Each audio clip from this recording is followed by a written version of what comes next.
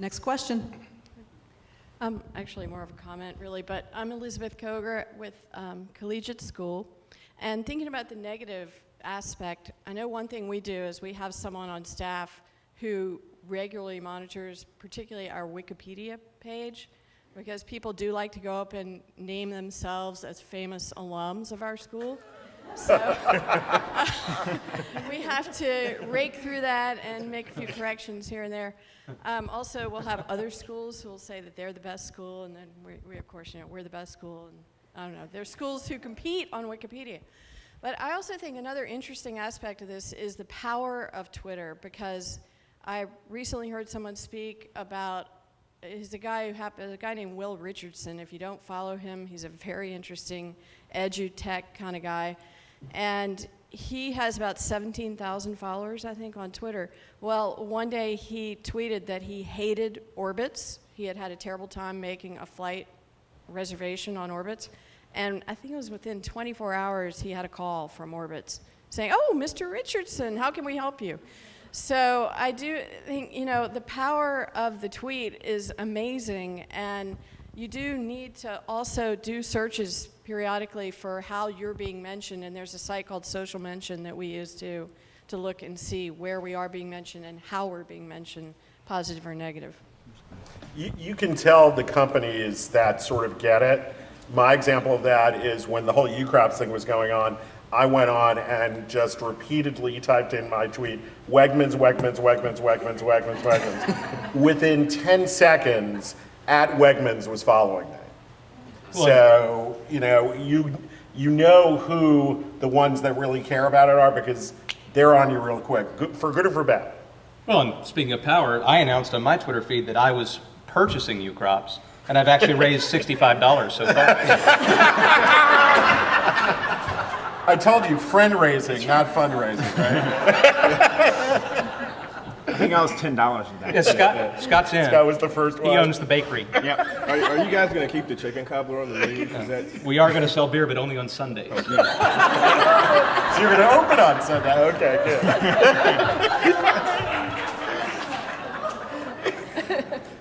I just wanted to add a comment about how blogs can be a source of national news as well. You may have noticed that the Wall Street Journal had an article, it's been about a week, ranking top economics blogs, the top 20 in the country.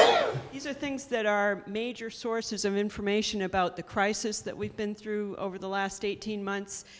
They cover the political spectrum, so there's Brad DeLong sort of on the left. There's a Boston Globe former reporter, David Warsh, who does economic principles. There's Marginal Revolution, which as two guys from George Mason and has been around at least a decade, I think. And so most economists get their news from blogs.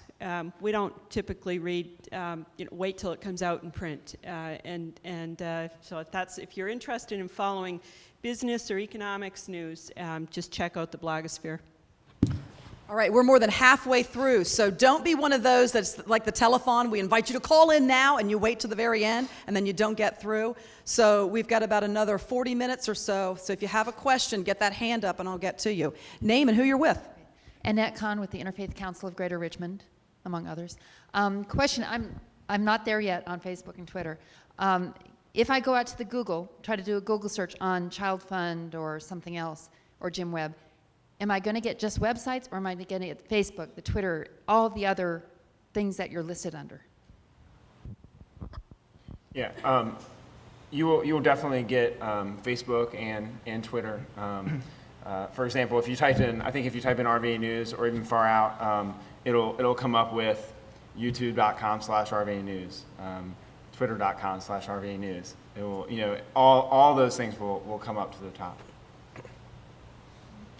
How do you go about finding, because that was a question that I had. If you're, and that goes back to your original question over there, I want to follow what's going on in Churchill on a blog, and I want to find out who's doing that. So you just go in through a Google search and just put in Churchill blog. How do you go about finding who is blogging out there? Which, as we speak right now, 23 new people have begun to blog here in the city of Richmond. I'm sure that's one of the numbers. There's a great website, richmondgoodlife.com. that It's not pretty, but that's because it's an aggregator of a whole bunch of news and stuff. And on that website, he has done a great job of putting together a Richmond Twitter directory. So you have to click somewhere on the top, it'll say Twitter directory, or you go to that, and he has found as many people as he possibly can in all different walks of life categorized with their Twitter handles, who they are and what they do.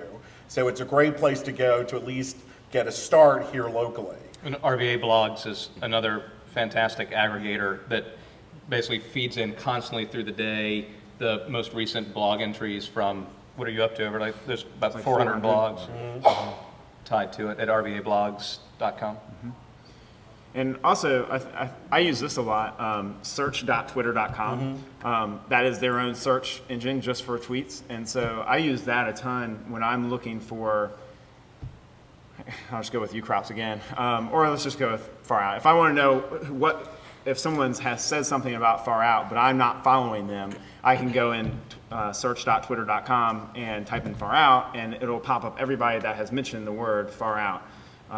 And so that's another great way of finding. And you can do, in Google, if you do quotes around Far Out is cool, then it'll just give you whoever said Far Out is cool. So you can do that in search.twitter.com. And keep in mind that, people are doing that. They are searching you and they're seeing, it happened to me about 6 months ago. I do a lot of informational interviews with students, and I had a student come in, and I walked into the conference room and I introduced myself and I sat down, and she was actually from Michigan State, or maybe, and she was looking to move to the Richmond area. I sat down and she asked me specifically about the bottle of wine that I had had the night before.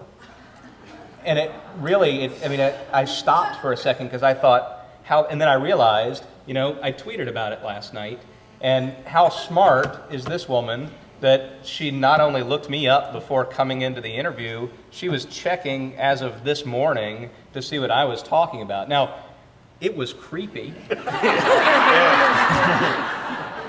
but it was smart, and it's also a sobering lesson in, I don't want to say watch what you say, but be comfortable with what you say.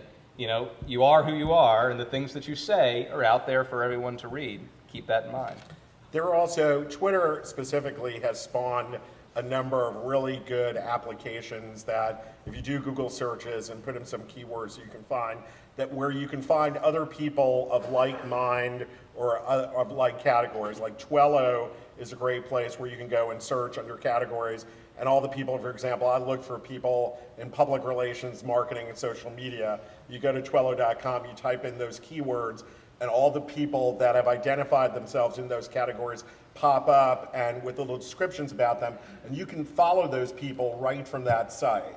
There are also sites, I think it's localtweets.com, where you can type in a certain radius and see all the people that are tweeting right now, 50-mile radius of Richmond, and decide who of those people you want to follow.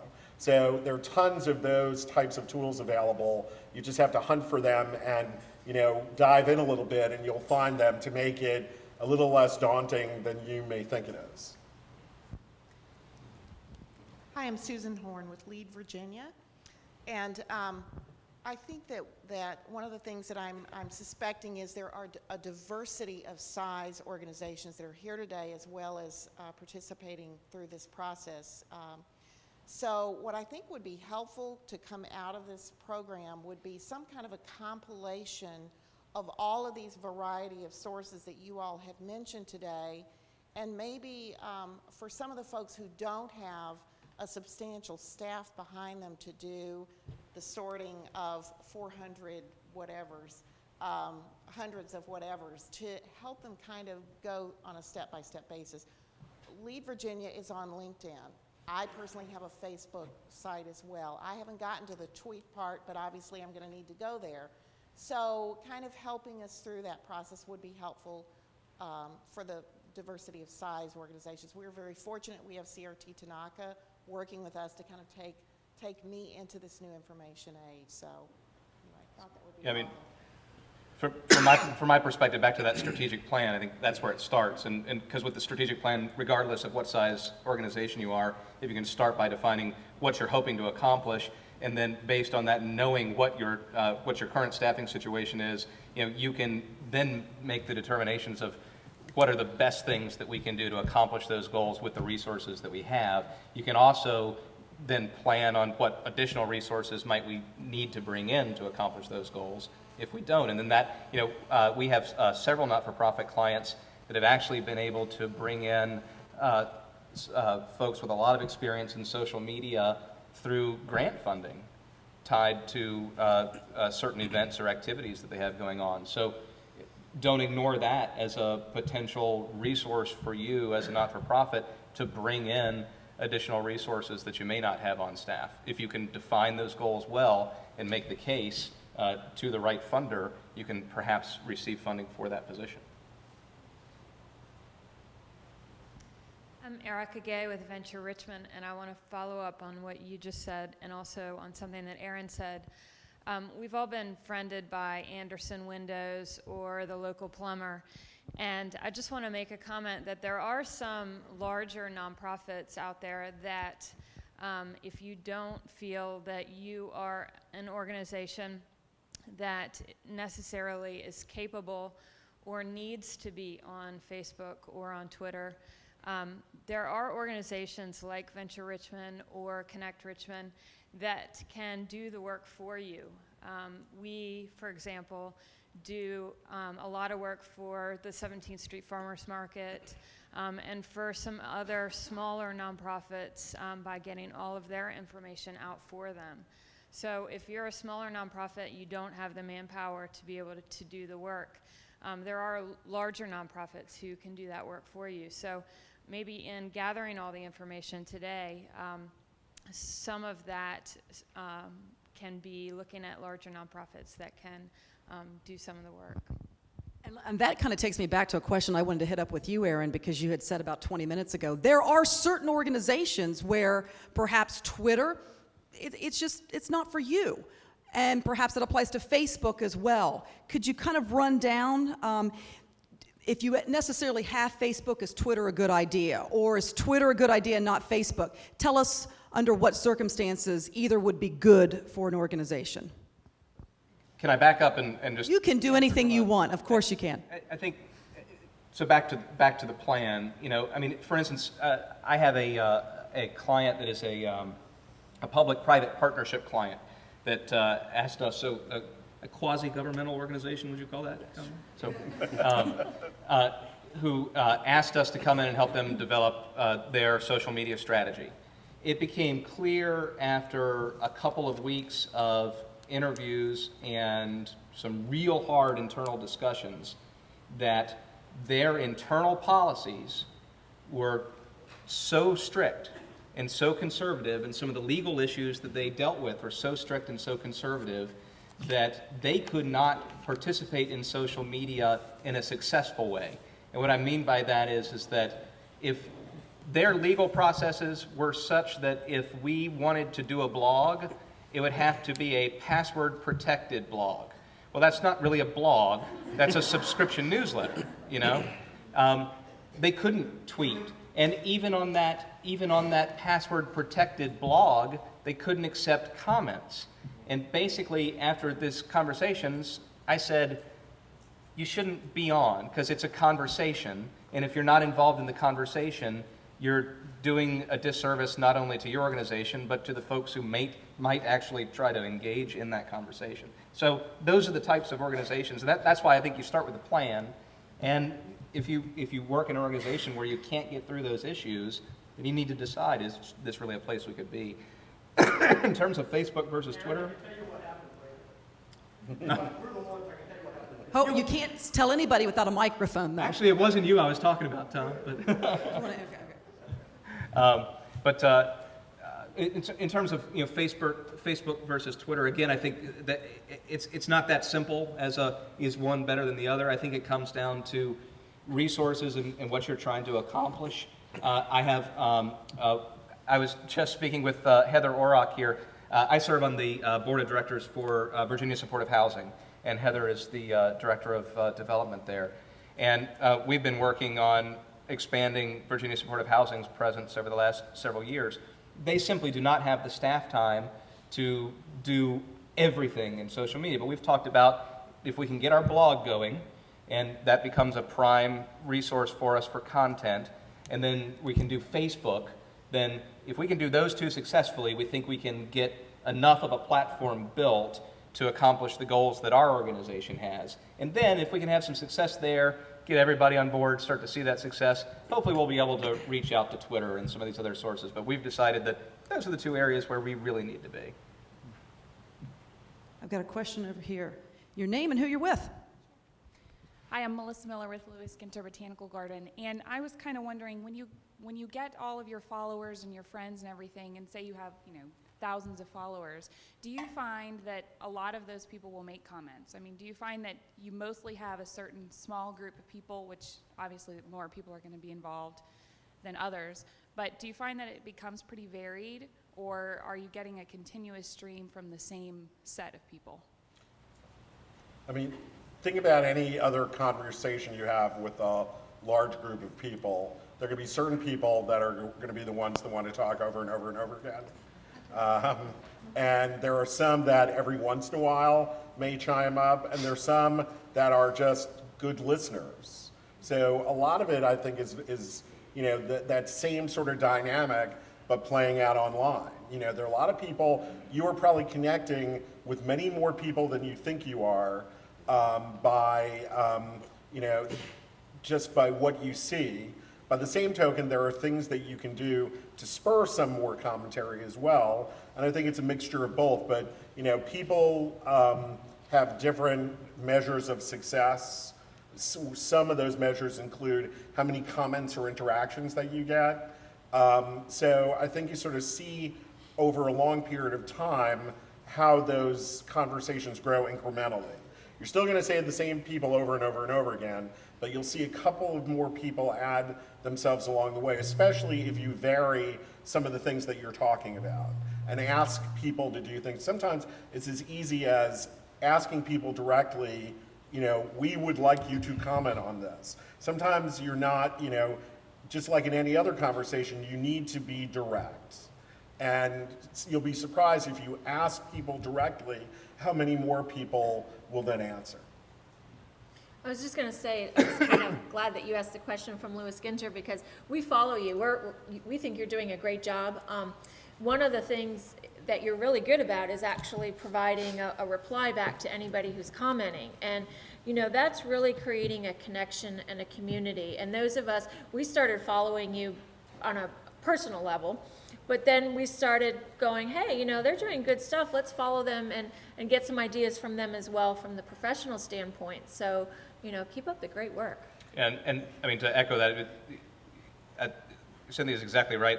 Lewis Ginter does a fantastic job, and it's also a good model for how important the conversation is. So you think about if you go to back to John's party analysis, if you go to a party and you're standing in the room and somebody walks up to you and asks you a question and you look at them and turn away and walk away from them, they're not going to like you very much. That's why this has to be an active community. If you're going to be on Twitter, you need to be monitoring it because you need to respond. You don't have to respond necessarily within 30 seconds of someone making a comment or asking you a question. But if you don't respond to them, you're killing the conversation and you're missing an opportunity, and perhaps even worse, you're damaging your brand in the process. One of the most powerful things you can do, and I think Cynthia and Jeff are doing a great job of this, is when someone responds or says something about you or does something, thank them. Just say thanks in a public forum. You'll have a friend for life. I mean, just like any other time where you're thanked for what you do. If people are talking about you in any of these platforms, say thanks in a public way, and then you've got them. And then they'll say, that's a really good organization. Not only did, they hear me, but they engaged with me, even if it's something simple as saying, thanks for following me, or thanks for doing that, or thanks for helping us, help, a village in Africa. I mean, it's those types of things. But just by thanking or acknowledging, that's very powerful in the social media space. Hi, my name is Tommy Rollins, and I'm from the Children's Hospital. And the question I have is for the panel. Since social media has come out the past couple of years, we've seen some really good examples of people utilizing it a very efficient way, but we've also seen a couple of really bad ones. I just want to ask the panel, individual, what are examples of certain, well, you don't have to call them out by name, of course, but maybe bad social media patterns you've seen, like, the past year or so?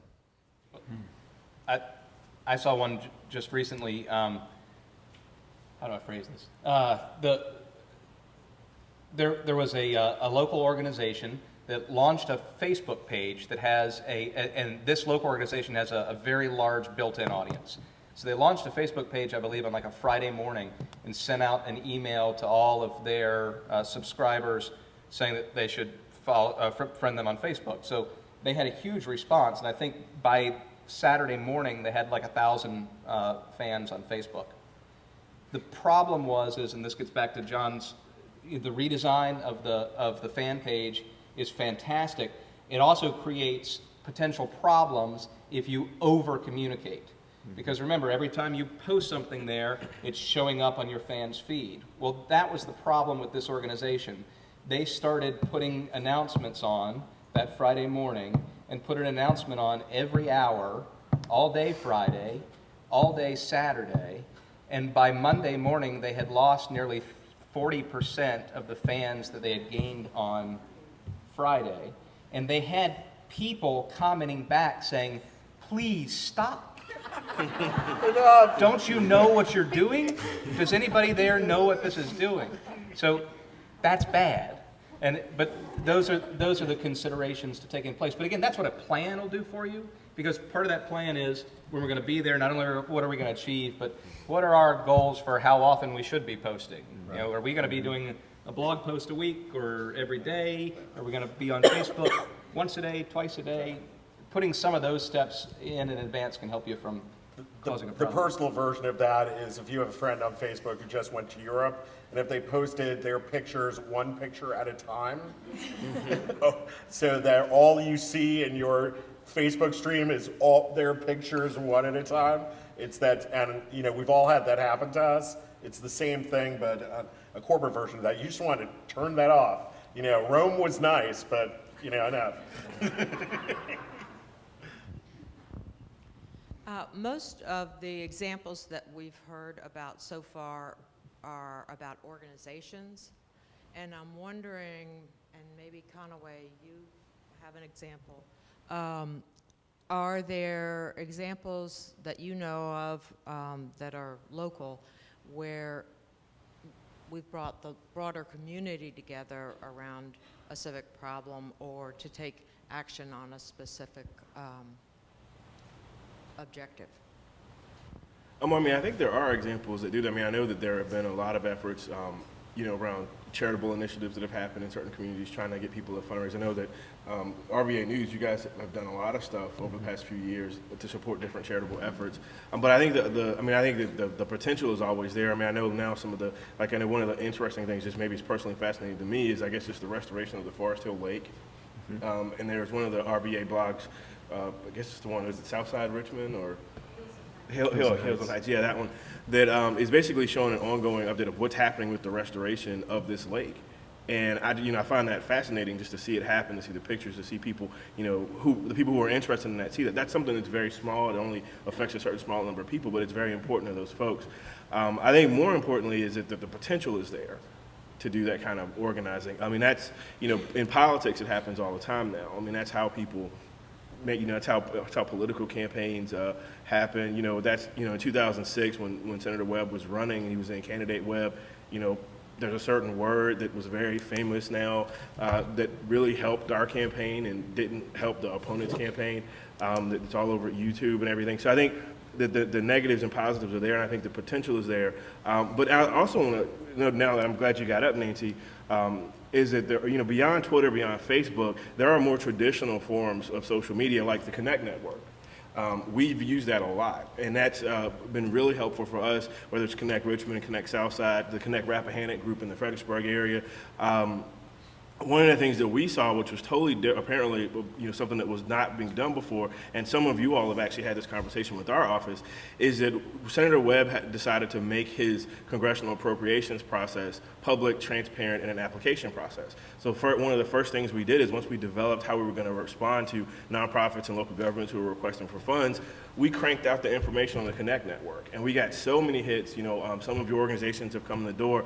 We found it to be incredibly successful, and we've searched for Connect-like entities in every part of Virginia to make sure that we're on there, because even if an organization never gets a dime of federal money through that, they now have information that they didn't have before, and we really have seen that as something that's was a value added for us, and it helped us serve our constituents better. So I think, it's, the discussion, the Twitter and Facebook, they're hot right now, but I think they're more, there are a lot of different ways of doing social media. There are a lot of different entities, and I think that, something like Connect and, other groups like that in other parts of the state and other parts of the country, that's something to think about as well.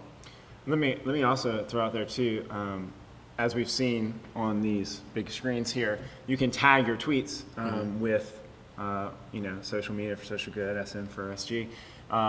But we also, just a week and a half ago, there was the city council that happened, and everybody started tagging all their tweets as # city council. And you had people at the meeting that were there tweeting. You had people like me that was sitting on my bed watching it and tweeting. John Sarvey, I think you were there, and Churchill People's News was tweeting from there. But not only that, you had them all. There's another site called rvatweets.com, which we also started, and it aggregates all the tweets by tag. And so, like today, if you went there, you would see all the SM for SG tweets that are tagged with that. And just like City Council, we put that up at the top for that night, and you see a lot of traffic, but you have people gathering around that one effort on that one subject matter just by that tag, just in the Twitter sphere.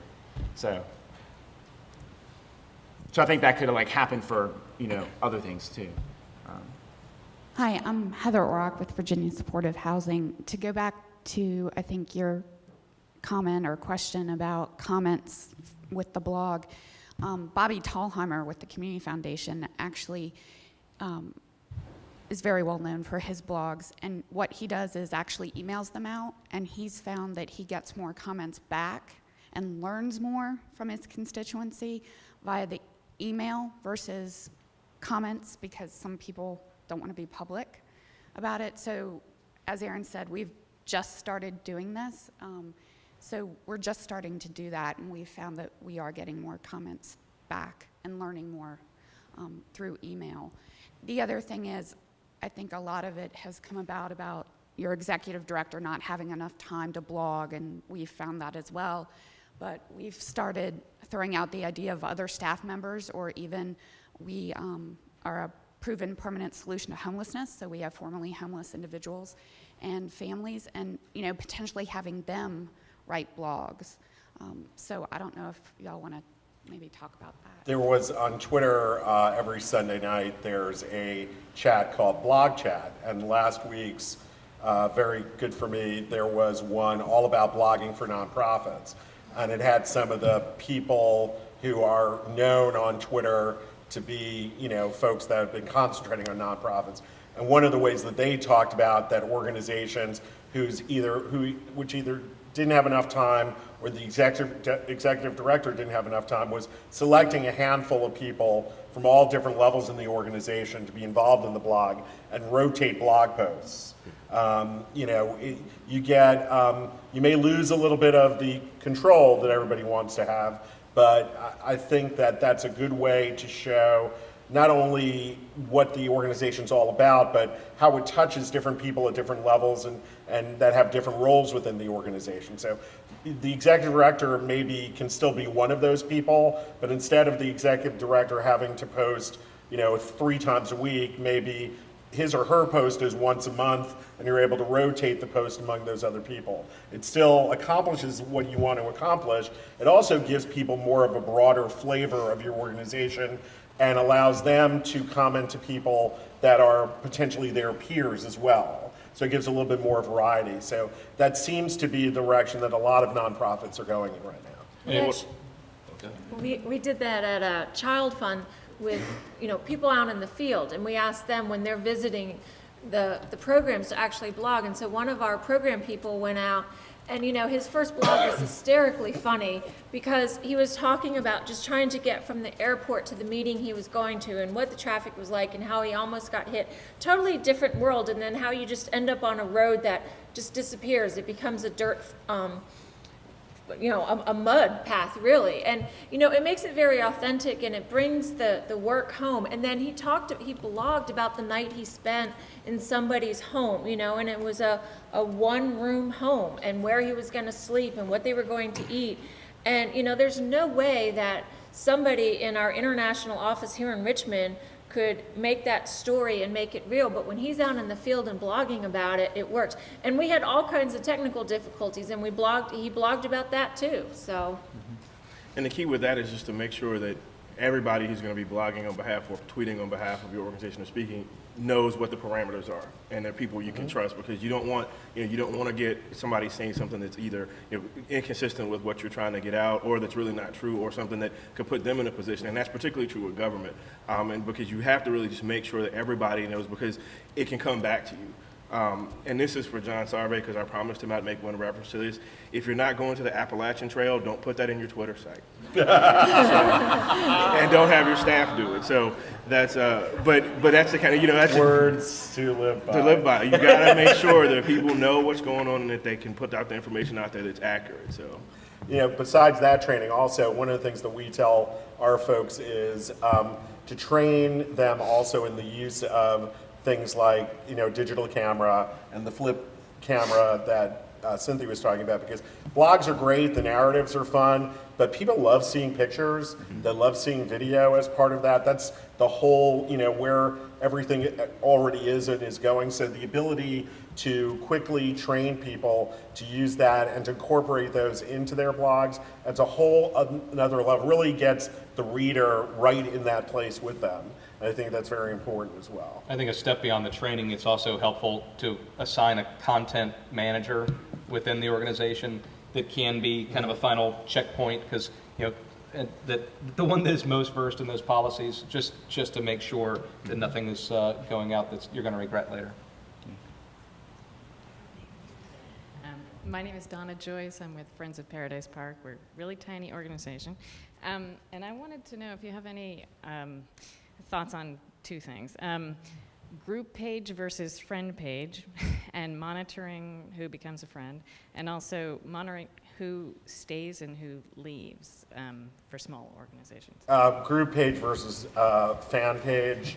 I think, my preference in a big way is the fan page, and you are seeing more and more organizations migrating everybody off their group pages over to their fan pages, because they're so much more dynamic. The ability to share with anything you share in the stream automatically gets sent to other people. That doesn't happen on a group page. The ability to share content all at once, whether it's photos. The fan page was made for fans and to communicate with everybody immediately. Not only that, if I'm your fan and you communicate to me, it appears in my stream, all of my friends see it. So the viral nature of the fan page, unless, in 2 weeks, Facebook decides to change it again, which they are perfectly within their right to do, is key. That's another important thing too. We rely on these platforms now, and they can pull the rug out from under us very quickly as marketers or as people that are communicators. So, you can follow, there are places, Mashable.com and other websites that you can follow the latest trends and rumors on all of these platforms. Facebook could decide tomorrow to take that stream away, and then where are we all going to be? Or start charging for it. Well, that's a whole other story. And they probably will one day. And then the second part of the question? Monitoring who stays and who leaves. Once you accept that person as a friend, do you keep them as a friend always? I mean, if it's a fan, I think, and you start seeing people leaving, then probably odds are you're just not providing enough value for that person. If you see a mass exodus, then you probably have to think about it a little bit and sort of retrench and say, okay, what are we doing wrong? It's very common for people to come and go in the conversation. They might try, it's like anything else, might try you out for a while and see how you are, and then they might move on to the next thing. I think it's when it becomes a lot of people, and it's good to monitor numbers and who and all that kind of stuff, because at that point, if you see a lot of people leave, or if you see a lot of people joining, then you're probably doing something right. It's like anything else. The people will decide whether they're interested in you and whether what you're doing is sort of right or wrong for them. We've got time for just a couple of more questions, and then we will be taking a break. Your name and who you're with. Hi, I'm Jeff Krause. I'm with Virginia's Community Colleges. Conway, I really wanted to start with you, but I'd like to hear from everyone else, and especially because you said Senator Webb does not have a Twitter account. Are you sensing that elected leaders are really grasping the two-way nature of this? I follow elected leaders, Republicans and Democrats, and many of them, it just feels like press releases in 140 characters, and there's no interaction. And I'm wondering, from where you sit, do you see it changing the way they interact with anything? Do you see any input coming into them that changes the way anything works on Capitol Hill? I'm just really curious to get your perspective. Now, I think it's dramatically changing the way that people in government and politics are interacting. I think that one of the reasons that we don't do the Twitter page is because we think that authenticity counts, and with Twitter especially, and that if we're just using it to put out press releases, we have a web page with a newsroom that if you subscribe with Friend Feed or anything else, we can put an RSS feed on there. You can follow and get our press releases. You can see all the newsroom with the photos, our videos, because we do have a YouTube channel when Senator Webb has a floor statement or something like that. I think what's interesting is that there's a growing movement in Congress of folks who are Twittering. Tweetcongress.org is the site that aggregates and follows the members. And actually, I was just having this conversation earlier today, I think with Leighton and a couple other people, that basically, it depends on who the members are. I think you do see a sort of a generation gap, but at the same time, Senator Orrin Hatch has one of the largest Twitter followings out there. I think one of the key thing, if you're going to do it, is again make it clear that this is from either the member and staff, or it's the member only, or it's the secretary of whatever, or the director of whatever is doing this. There's a recognition that's there, but again, it runs up against, like some of their, like Aaron was saying with his clients, it runs up against ethics rules, procurement rules, and all those things that constrict us in government. And then at the same time, you don't want people in government doing certain things. It's just not, it's an equity issue, it's a fairness issue, it's an equal treatment issue.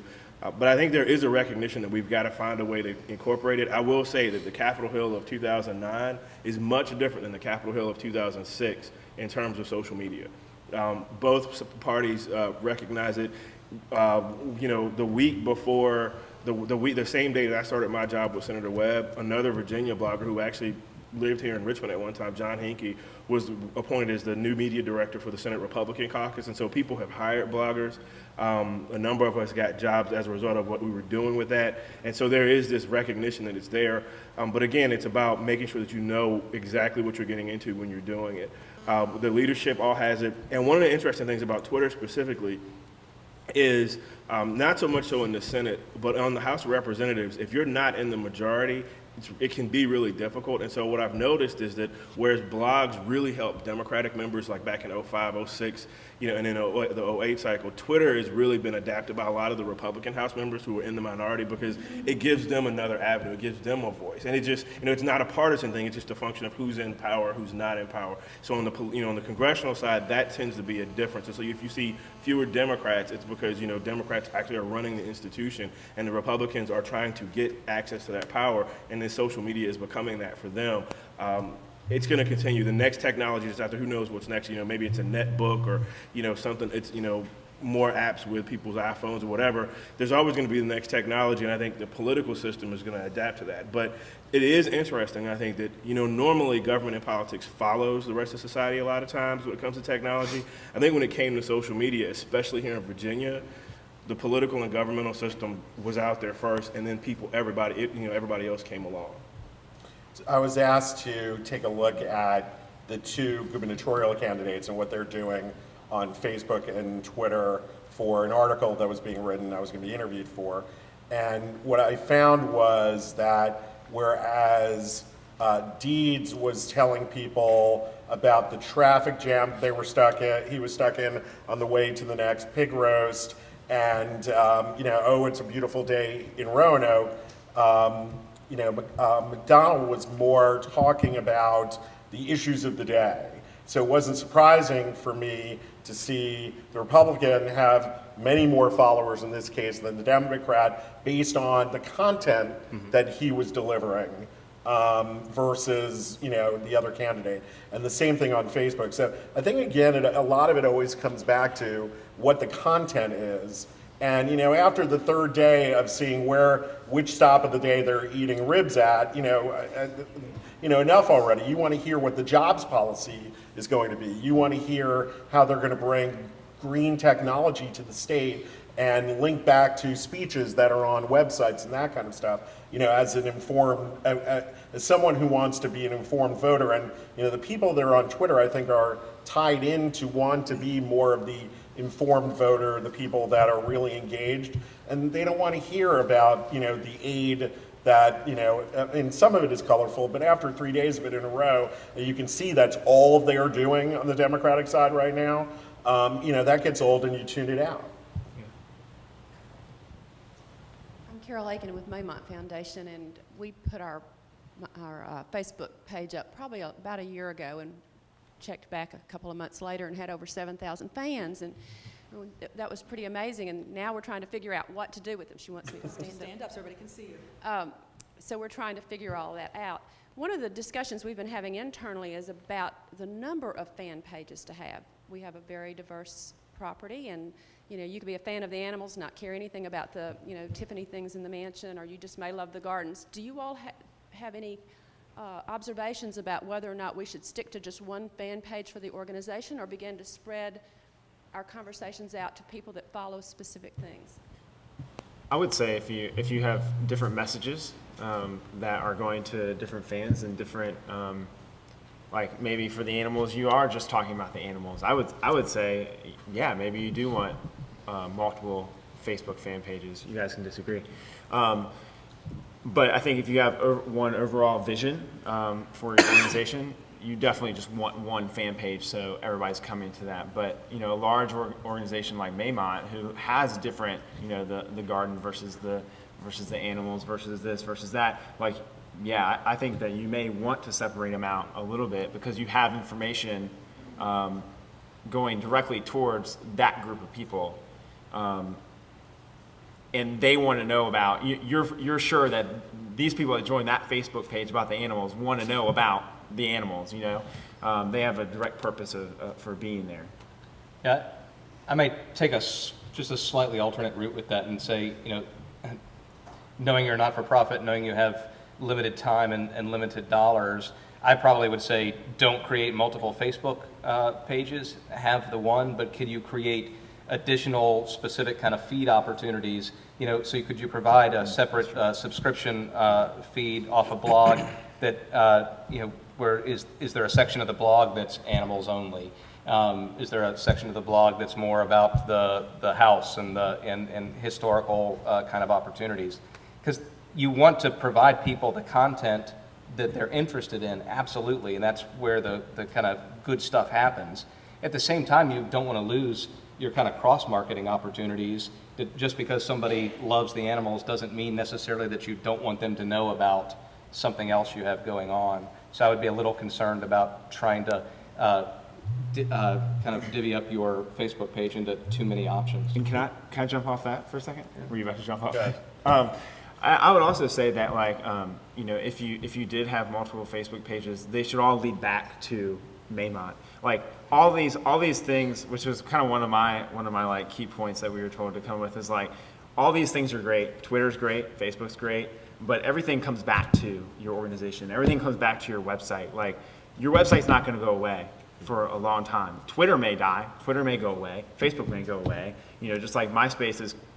Well, whatever. But everything should come back to your website. Websites have been there since the beginning of web, and so like if you do have multiple pages, whether they go back to your Maymont blog slash animals or your Maymont blog slash garden or whatever, it should all go back to your Maymont site or your organization's site. Whatever you do, don't dilute the brand.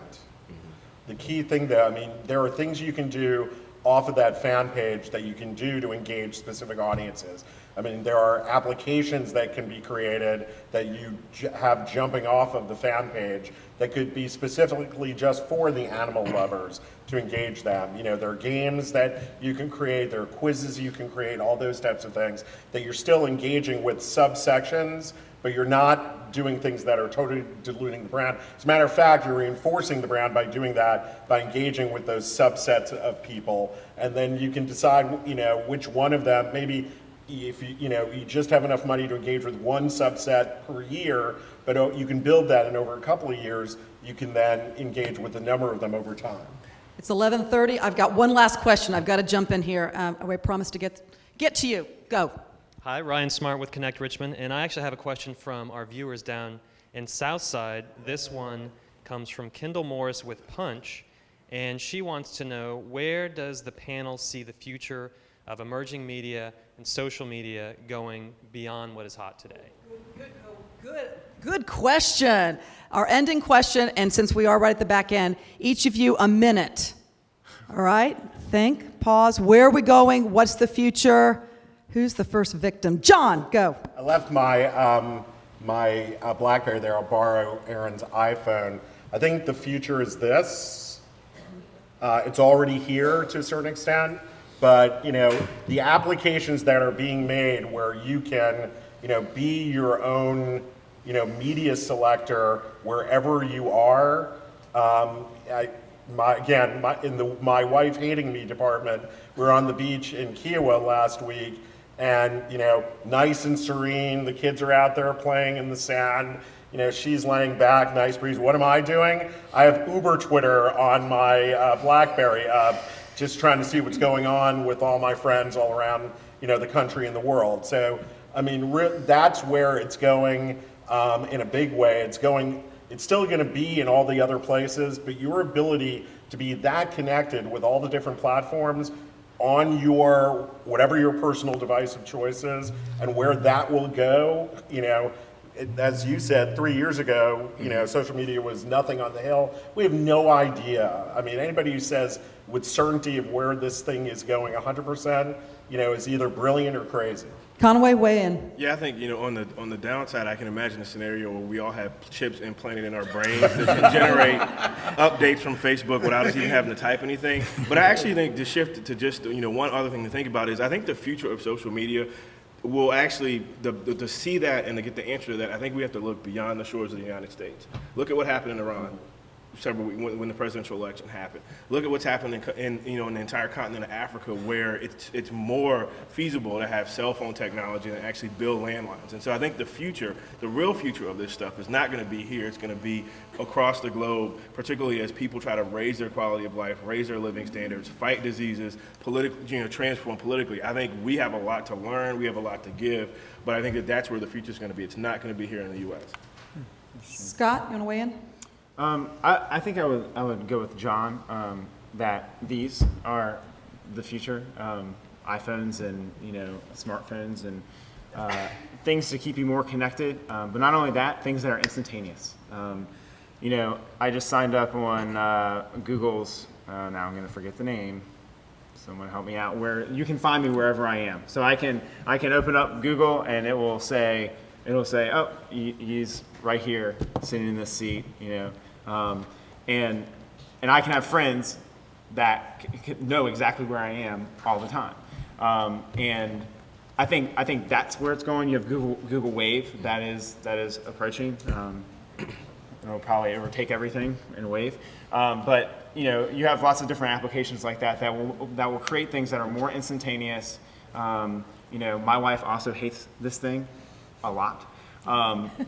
But it keeps me connected, and it's instantaneous information, news, faster than, you know, the Richmond Times-Dispatch the next day, or, you know, NBC 12 at 11 o'clock, or whoever. You know, it is instantaneous. So. Get it now. Cynthia. You know, we actually asked that question of the candidates that we were interviewing for the community manager position, so I could like rattle off forever, but I would definitely go with the apps, but I also think what you were saying about, you know, what's going on outside of the United States. In Africa, they're about to put in an entire fiber optic system, you know, and once that gets in there, the connectivity that's going to come out, it's going to transform. Aaron, we will end with you. The future of social media. Well, first of all, I looked up Scott on Google and it said he was on the Appalachian Trail. We'll have to get back to him on that honesty part, right? Yeah, really. I just see tighter integration, and particularly from a marketing standpoint, because you know, that's where my real interest is here. I think we're going to continue to see tighter integration of social media into an overall marketing and advertising picture that's going to provide us more real-time access to information, tighter targeting, and a better ability to deliver well-targeted messages and also targeted products and services to the right people at the right times. That's already taking place in some big picture ways, but I think we're going to see that get really exciting in the years ahead. And that is Case Studies and Best Ideas. Please, a warm thank you to our panelists, Scott, Cynthia, Aaron, John, and Conaway. We really appreciate it. Thank you.